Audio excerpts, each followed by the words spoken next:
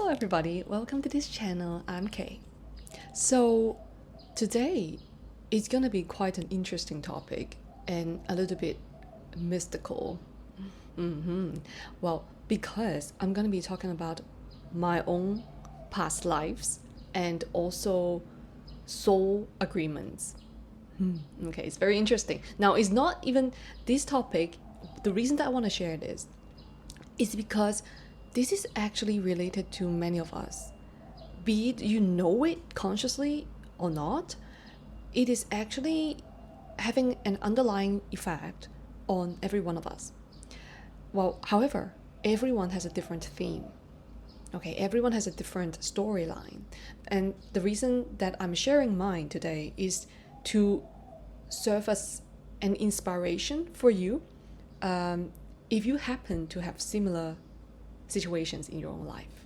So then you would have more of an awareness when it comes to this aspect of it, or say you can see this kind of situation from this perspective that I'm gonna share with you. So you have kind of like having a bigger picture of things, right? But it's not something that is kind of woo-woo or something that is harmful. It's simply to see things from another perspective, right? Now, what, as the title says, right? Like, am I a wife, an ascetic, or merchant? Why is that so? Well, because for me, this lifetime, these three themes play out heavily. And as a matter of fact, they play out in a way that would collide with each other. And my challenge for this lifetime, or say the challenge that I'm to overcome and to embrace and to grow out of it, is to resolve the entanglements between these three roles and merge them together into an uplifting path. Okay, so this could be something similar to you as well, because you don't have to be what my three subjects are, right? Wife, ascetic, and merchant. You can have different roles. You can be like a banker, okay? Banker. You can be dealing with this kind of like a banking thing, or you can be at the same time you are I don't know, like I'm just thinking of examples, like you can be a dancer, okay? And then the third one would be you want to be a scientist. Okay, you see, it's very different, right? Dancer, banker, scientist. So what would happen in such situations? If you feel like being dragged, pulled to a certain direction, and then it's going against another one, like you were doing on something, but then you suddenly just want to switch another direction, you kind of, it's like you going this in this way, but you don't know where you are going. It's like you feel like you're in a standstill, but in truth you're not. I just want to assure you that you're not in a standstill. You are exploring the possibilities. Okay, you are, because that's how I have been observing and realizing within myself that it looks like it's a standstill, or like it looks like I'm not moving anywhere, but in truth it's actually doing an exploration. Okay, it's like scouting for the possibilities, the routes, the pathways that we can merge to become a third pathway. Then that would be merging them together to find a new path. Okay, this is what we need to outgrow here. All right, now, so that would be a telltale sign of how you might be having a similar situation. You don't have to have 3 roles. You can have 2. Okay, you can have 2 roles. Or for some people, you don't even have this. You would have 1 role. So you don't have this kind of theme playing out in your life that you have to figure out on your own. You know, you have to figure out for yourself, how am I going to navigate turn it into a career path with a strong sense of purpose, and with a strong focus on knowing what I am channeling or funneling my energy into. Because before you know this very strong sense of purpose within yourself, you will have to go through different phases in life, like smaller phases, to find out, to explore these different aspects of yourself. Okay, what I mentioned, like for me, would be the wife, the merchant, and the ascetic. It's like I have to go through all these roles to gather together the information, the understanding. Only then I can alchemize, right? I can then alchemize the taking which quality do I want from ascetic, which good quality do I want from a wife, which quality do I want from a merchant, business, so to speak. So then I can merge them together to become my new path. And that would be my focus. Okay? Now, it is not very easy, but it is quite challenging and rewarding at the same time, because you learn a lot from it. Okay, so it depends on your blueprint. Okay, now I believe that everyone does have a blueprint before they come to this earth, before they come to earth. That is why everyone has a different set of strengths and challenges to work on. Okay, it's kind of like before we enter a video game, we have a specific set of quests that we have to fulfill. Okay, to overcome. Only then we would grow, right? It is like to collect the credits over time in a game, right? Okay, so this is kind of like similar, like an analogy when it comes to life for us. And now for me, let me go into these three roles that I chose to play out in my own life, right? Before I came to birth. So for these three themes, these three roles, why is it that, for me personally, what I mentioned in the very beginning is that this is actually we're going to talk about the past lives and soul agreement, right? So the past lives and soul agreements, that's what I'm going to mention here. How are they related to the three roles, the three themes that I mentioned, right? The ascetic, the wife, and the merchant. The reason is that, for me, everybody can have their own agreement, okay, soul agreement. So I'm just sharing my own here as an inspiration for you to to raise awareness, and also for you to reflect on, okay, for yourself.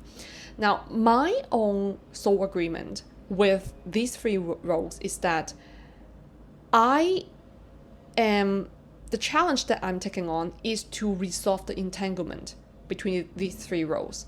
The reason is, it is not necessarily I have lived those lives, okay?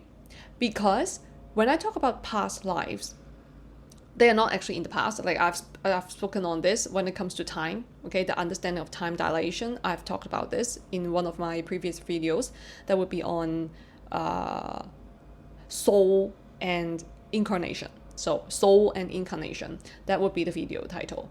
Now, the past lives that I embody, it is not that I have lived that. It doesn't necessarily have to be that. I perceive these past lives that I know as an oversoul. I'm seeing from the perspective of an oversoul. Okay, that's why I know. I know these are the past lives kind of themes that have played out in those souls. So I'm seeing them from the oversoul perspective. So I know, okay, these are the themes that I've taken up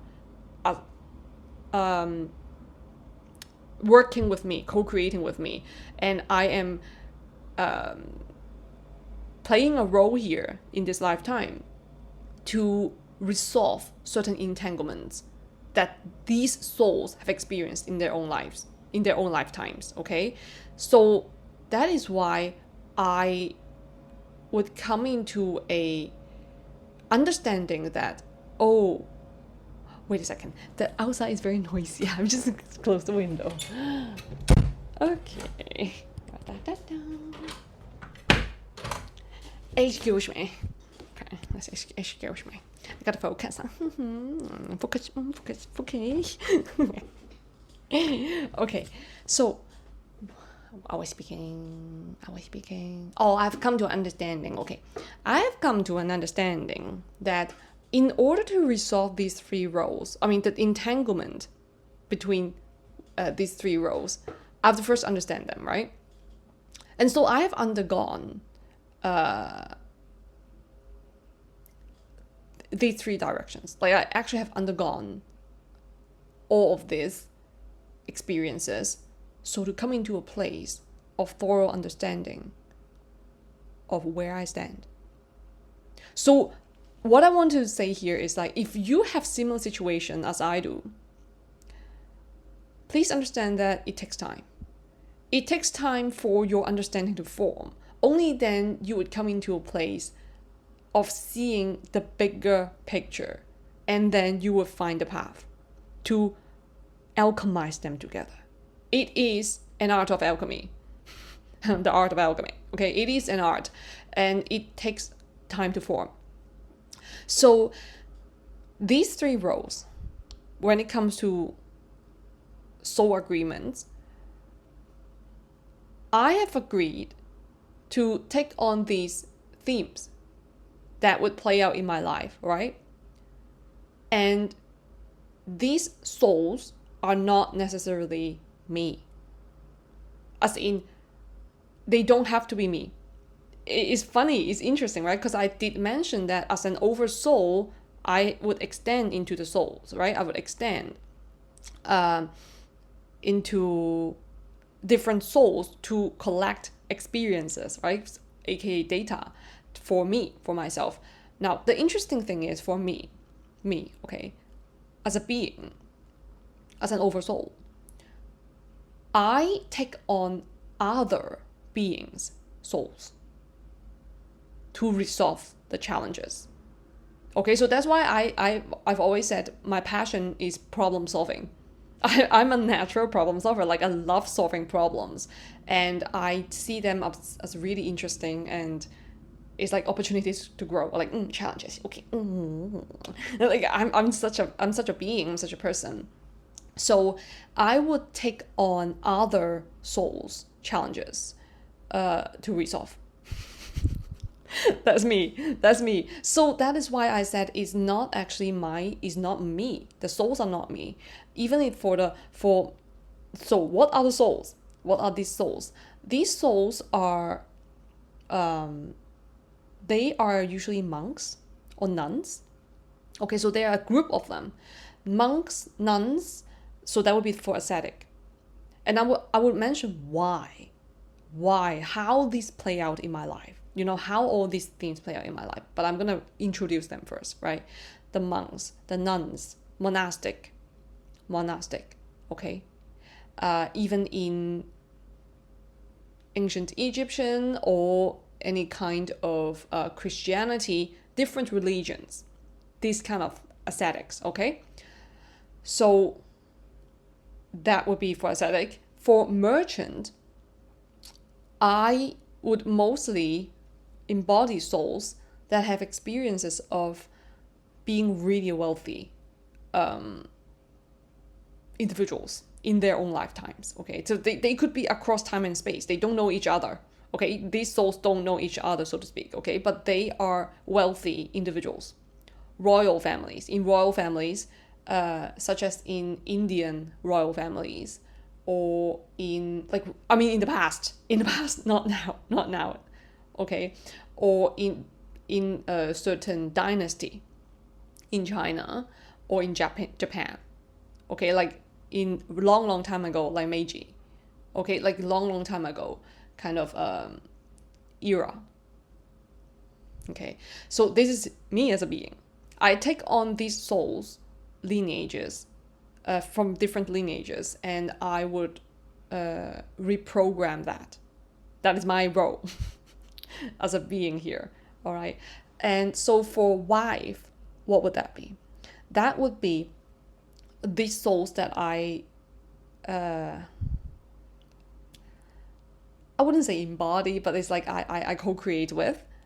They usually have the experience of being the woman of the house, like the wife of a wealthy husband, or the wife of a powerful king, or the wife of a powerful household, like of the powerful household. So they are usually the powerful ladies. But here's the thing. Now I'm gonna talk about, now this is like, oh, they all sound so good, like, right? However, let's see the flip side of it. The flip side of it is what the challenges are. Okay, the challenges are for these souls. Let's talk about it group by group. Okay, now for the first one, let's talk about the wife.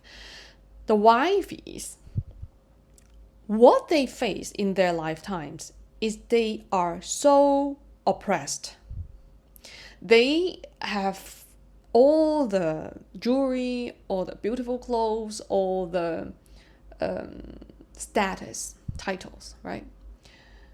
But they're not happy at all. They feel trapped. They feel suppressed. They feel very lonely, and they feel neglected. Okay, they are not. They seem to be in a good place, but emotionally and psychologically speaking, they are broken. They're broken.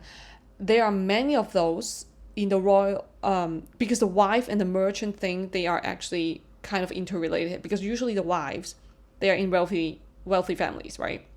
However, for some it's the merchant, but they do tradings as well. For some of them, as a woman, they are good traders. However, they have all the material things, but they don't have a good life for themselves. Okay, they are very drained. They don't have the nurtured love around them. They have been just doing things for other people, but there are so many dramas in the setting. Okay, so you understand what I'm trying to say. It's like all those kind of royal family setting, back in French court or in the English court. Okay, you know what I'm saying? What are the, like, what is that? What abbey? Not, wait, I forgot that drama, the English drama. Anyways, so what they would go through is they have a lot of suppressed, repressed emotions. A lot.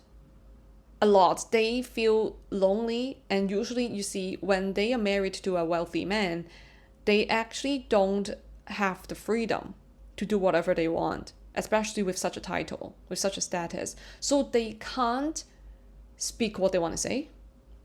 They have to hide it. They have to hide their emotions. Like, look at how the Japanese royal families are. The royal family members, you never see them frown. You never see them cry. You never see any of this. They are always smiling. Like this. Like, you see the face is exactly like that. They are trained to embody such etiquettes since young. It's like a mask that they're wearing, and that is why they have such an art in their culture, right? They have such an art with the mask on, different emotions, and it doesn't change. It's like a mask.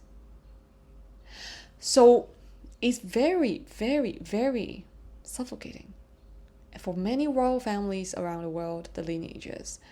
And that's one of the challenges that I also feel within myself, because what they usually go through is they want to be themselves, they want to be their authentic selves, but they're so afraid to be one.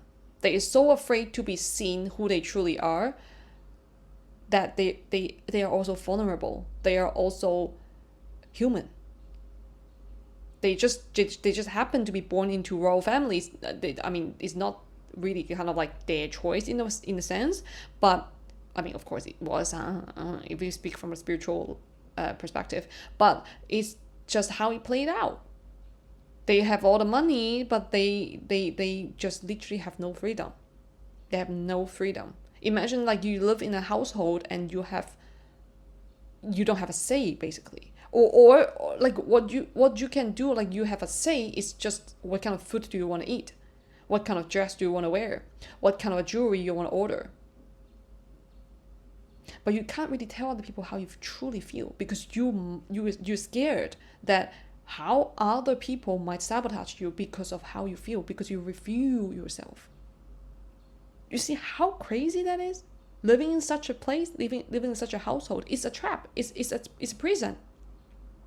It's a beautiful royal cage for them.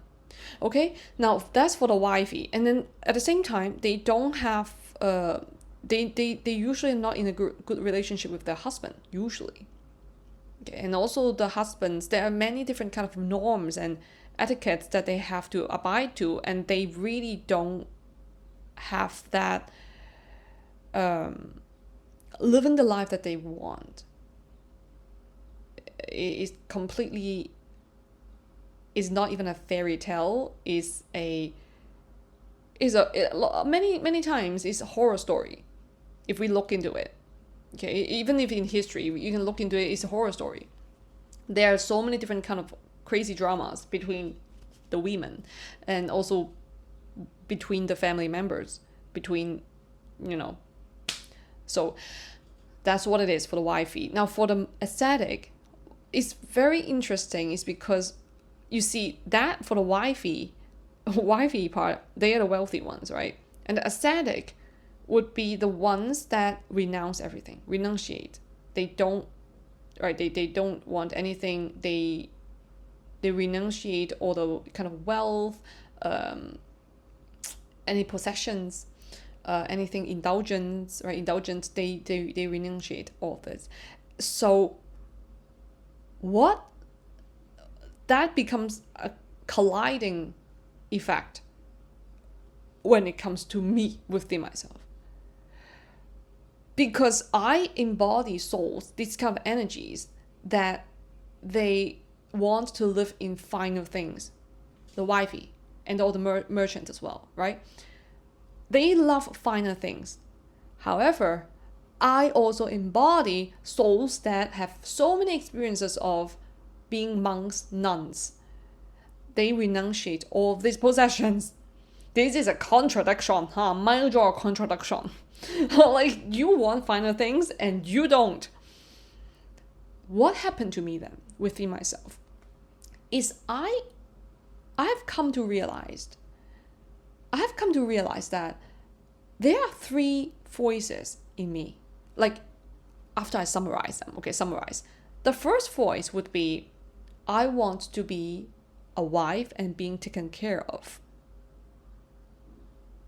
and I don't have to worry about any kind of financial things. Now that would be the wifey. Okay. Now the second one, that voice is, I don't need money. That's the ascetic. The third one is, I want to be independent and make my own money. That's the merchant. Holy moly macaroni! Because look, she wants to be taken care of. Now she wants to be independent, and now she doesn't want money. Do you feel the dilemma there? It's not even a two-way dilemma, it's a three-way. It's a three-way dilemma, right? If she wants to be taken care of, and she is a nun. Now she wants to be taken care of with finer things. She doesn't want indulgence. The ascetic. Now she wants to be independent, but she wants to be taken care of by a husband. Again, now she wants to make her own money. Now she wants to be taken care of and be provided. And at the same time, she, as an ascetic, doesn't want money, doesn't need money.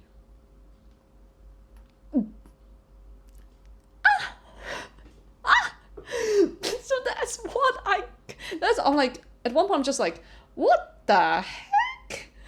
Like, what? I'm like in the middle of it. I'm just like, girls, excuse me? I'm like, so what happens is, now here's the thing. We gotta have a meeting, right? It's a board meeting. I'm sitting here, I'm just like, okay, now we gotta sort this out. We gotta sort this out. Okay, now I know what you want, and I know what you want, but we're gonna come together and make this work. So I'm not gonna neglect any one of you, but we're gonna alchemize this and make this work for every one of us. Okay, we're gonna uplift this. Okay, we're gonna transmute. Now, so that's what it is. That's what I also want to mention, near the end of this video, which is now what it is very important for all of us to understand, like you watching, is that if you happen to have similar situations in you, so listen to the voices, ask yourself, find that pattern in your own life. That is there some contradicting beliefs in you? Just what I just mentioned, right? Contradicting beliefs. You see how contradicting that could be, right? What would happen when you have such contradicting beliefs in you is that you will be pulled to different directions. Like this, and then back to here, and then to here, and to here. And you feel confused. You would be feeling very confused, and you're just like, where am I going then? Like, what am I? Okay, what am I? What am I supposed to do? At one moment I feel like I need a man, I need a husband. One moment I feel like I need to be independent. One moment I feel like I want to make my own money, and one moment I feel like I don't need money. You see this way? That would cause a lot of confusion. Okay, so find the third pathway. Now, I'm not giving you the third pathway because that is the game that you're gonna play for yourself. Okay, just as how me playing my game and how you are gonna play your game beautifully. Okay, so my sharing here is that listen to their voices, these kind of voices that I just mentioned, like I don't need money, I want a husband, to be taken care of, and I want to be independent and make my own money, right? Listen to these voices, like summarize them into 3 phrases, okay, sentences, and then you would see the contradicting beliefs if they actually collide. Also, look at the patterns back in your lifetime, like since your birth. What are some incidents or events or a recurring topic or a recurring theme that always troubles you? Like, in a way, like I'm going to give an example. For me, what troubles me the most are these 3 things, but how are they manifested, right? Now, for the wifey thing, what troubles me the most is romantic relationships, okay? Because like I want to find a husband, right? I want to find somebody who takes care of me. Okay, that's the wife. But however, I encounter a lot of trial and error, and also trial and tribulations. Like it's just not for me. Okay, it's just not for me. It's just not the right thing for me. That's what I came to realize later. Now, the second one, ascetic, what manifested in my life as it troubles me a lot. It was that I reject money. Like I refuse money. I rejected money that to a point that at one point when I was a teen, I rejected money, and I kind of like contempt. I saw money with contempt. That's very ascetic. That's very ascetic. Like, it's very ascetic. It's because they renounce everything. Like, they renunciate, right? So they would not touch money. They would not touch money. That's why it shows up as a feeling of contempt. Okay, so that's what troubles me, because when I try to make money work for me financially, I can't. Like, I could not, because it was so colliding with this belief, very belief of the ascetic. When I want to make myself, how should I say, financially independent or sufficient, that would be the merchant, right? That would be the merchant me. But then it collides with my ascetic me, the soul group, okay? Ascetic souls. That would then cause friction. That means it's not gonna go fast, grow, because of a lot of friction there between these two belief systems, the merchant and ascetic. Okay? And at the same time, when I embody the experience of a nun, monastic or ascetic, I would not marry another person. That would collide with the wife. Right? Because she wants to be taken care of. She wants a husband to take care of her. But for an ascetic, she would not. Or it could be a he, okay, right? He would not want a wife to take care of him. So that becomes really confusing situations, right? And excuse me, speaking the truth. So, and then for the merchant thing, how would that manifest in for me? Is that when I try to be independent and try to make myself self-sufficient, it becomes really difficult because I want to be taken care of. So I would be, kind of like swayed or being pulled in between all these three things, these three themes, three roles. Now, then what I came to realize, to finding that third pathway for myself, which is like having a meeting with every one of you guys. We're gonna sort this out. We're not like neglecting anyone's needs, but we're gonna make this work for every one of us. Okay, like consensus. Like dynamic consensus. Okay? Dynamic consensus. So what I did was that I asked myself, like my really self, not the souls, not the soul groups, but my own divine self, right? So you can ask your own divine self, okay? So I asked my divine self then, what do I want? What do I want? What do I want to play out? So what I churned out is to uplift each role into the positive aspect, okay, into the positive aspect, and merge them together and to become that path. So the key here for me, what I learned from this is, as a wife, because I said to flip them, to turn them to the positive aspect, and to find the link between them and link them together.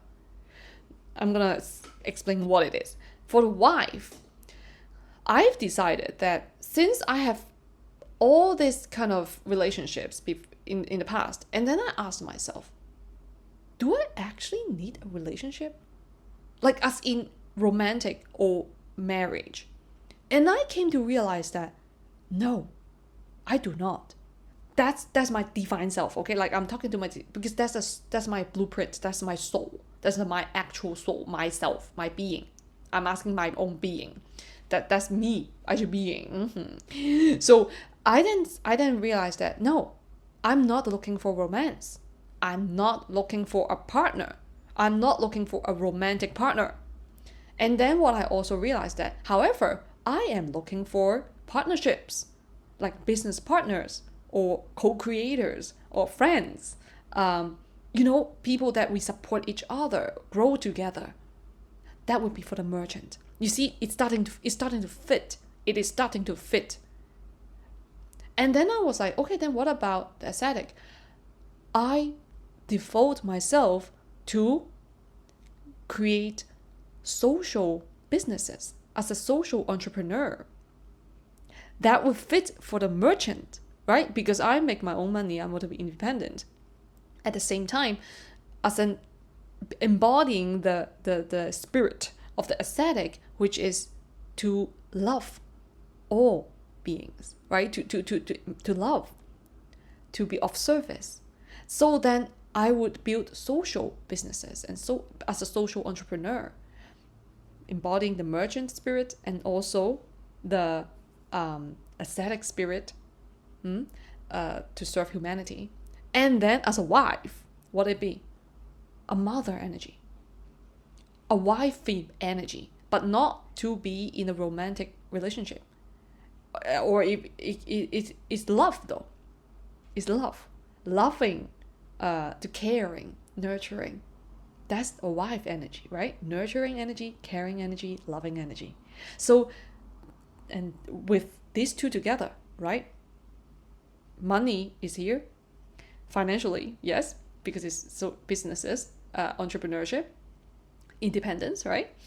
And then being of service to humanity, to all other people, loving other people. That's ascetic. Now the third one is wife, or as a mother as well, right? That is the mother energy, caring, loving, and nurturing. Merged pathway is there. So this is my personal story on how I figure out